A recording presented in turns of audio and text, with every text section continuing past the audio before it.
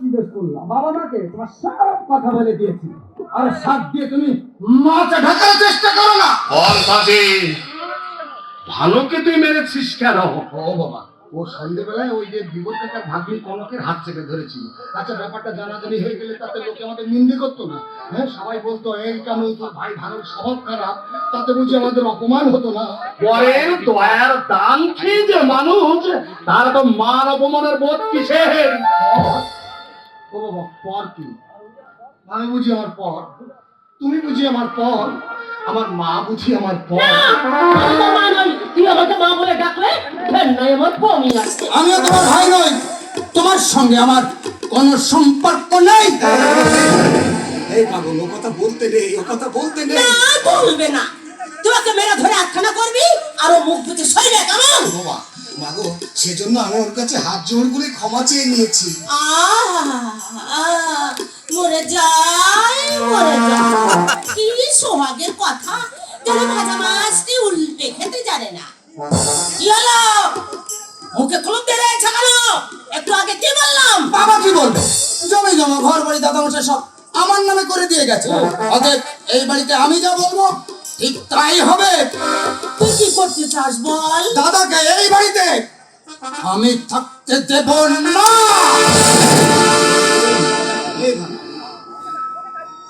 এই ভালো, আমাকে তাড়িয়ে দিস কে ভাই? কোনোদিন আমি তোকে মারবো না বলেছি তো? আমি তো তোর কাছে হাত জোর করে ক্ষমা চেয়ে নিয়েছি। এই ভাই, তোকে ছেড়ে কি আমি থাকতে পারি বল? এই বাড়ি থেকে তাড়িয়ে দিলে আমি কোথায় যাবো, কোথায় কে থাকবো? এই কাদের জন্য ভাবছিস রে হতভাগা? এরা তোর কেউ নয়। ওই ভানুকে তুই যেভাবে মেরেছিস, এই রকম তুই আমাকে মার। এই রকম একটা শক্তি আমার যে দরকার রে বাবা। বাবা কেন কেন তুই জোর করে অধিকার আদায় করতে যাস বাবা? যারা তোকে শত্রু ভাবে তাদের কেন তুই আপন ভাবতে যাস? না না না না, এই বাড়ি তোর যোগ্য স্থান নয়। চলে যা, চলে যা এই বাড়ি ছেড়ে। আমি কোথায় যাবো বাবা? আমি এই বাড়ি ছেড়ে কোথাও যাবো না। যাবি রে? তোর খাড়ে যাবে হতভাগা।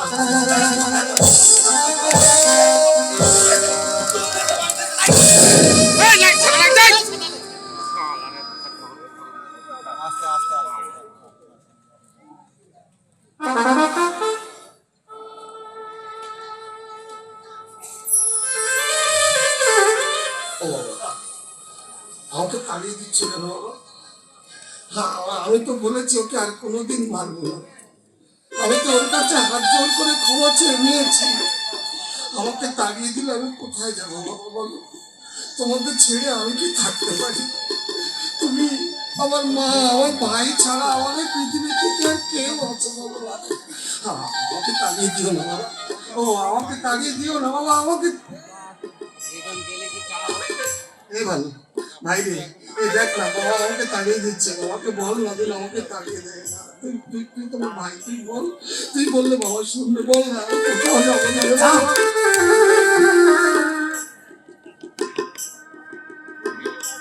ও মা, মা গো, ও মা, আমাকে তাড়িয়ে দিও না মা। বাবাকে বলো না আমি আর কোনোদিন আমার ভাইকে মারবো না। ও মা, বাবাকে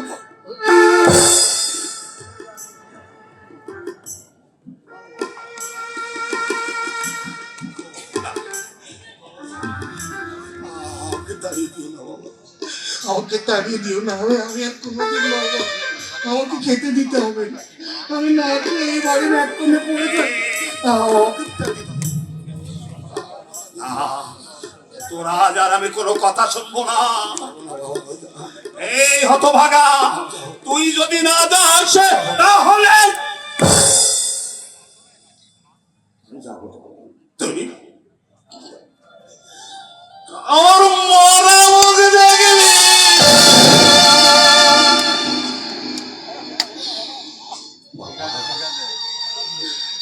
সেই কঠিন দিব্যিটাই দিয়ে দিলে। ও বাবা, তুমি মরে গেলে এই পৃথিবীতে আমার যে আপন বলতে ভালোবাসবার মতো কেউ থাকবে না। আমি চলে যাবো। তুমি যখন বলছো আমি নিশ্চয়ই চলে যাবো। তোমাদের ছেড়ে থাকতে যদি আমার খুব কষ্ট হয়, তোমাদের দেখার জন্য যদি আমার বুকটা ফেটে যায়, আমি দেখো আমি আর কোনোদিন এ বাড়িতে আসবো না। আমি আর ও বাবা, একটু একটু পায়ের ধুলো যাবো।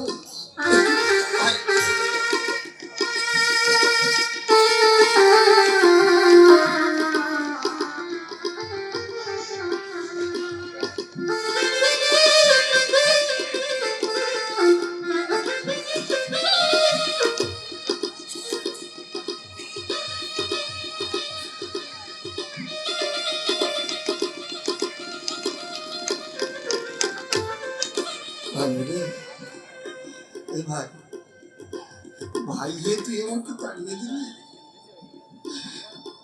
আমি চলে যাচ্ছি রে ভাই। মন দিয়ে লেখাপড়া করবি কেমন? তোকে কিন্তু অনেক বড় হতে হবে রে।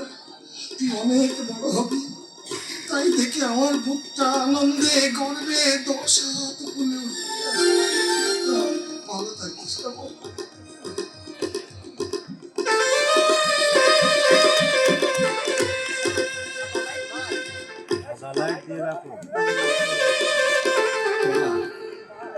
মাগো, আমি তোমার পেটে না জন্মালে আমি কিন্তু মনে প্রাণে তোমাকে আমার মা বলে জানি। ও মা,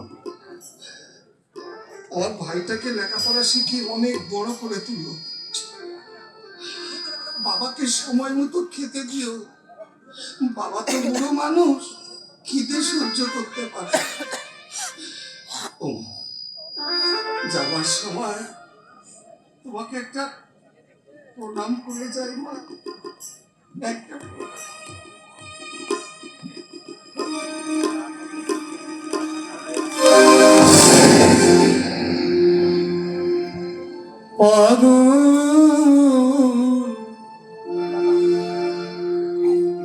মুনকারে বলি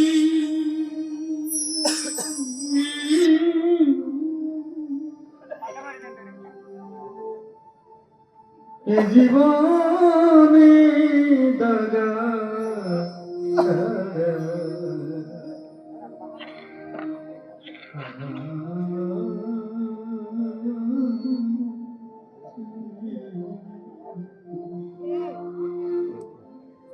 ও পাগল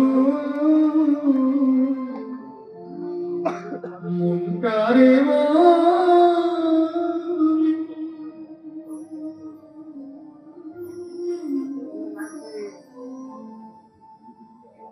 এ জীবনে দাগা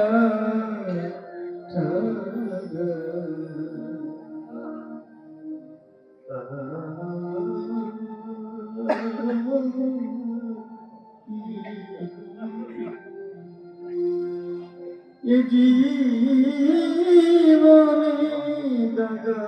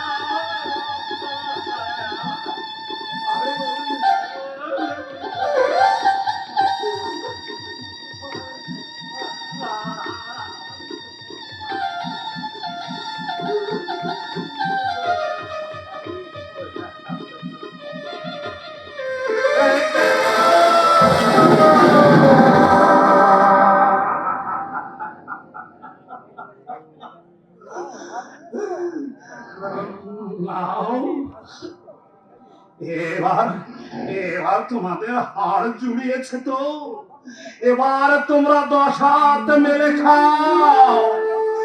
তোমাদের সুখের পথে আর কেউ বাধা দিতে আসবে না, আর কেউ বাধা দিতে আসবে না, আর কেউ বাধা দিতে আসবে না। বাঁচা গেল মা, খুব জোর বাঁচা গেল। আর ফিরে না এলেই বাঁচি। আয় আয় আয়, তোকে খেতে দেবো। হ্যাঁ চলো না, চলো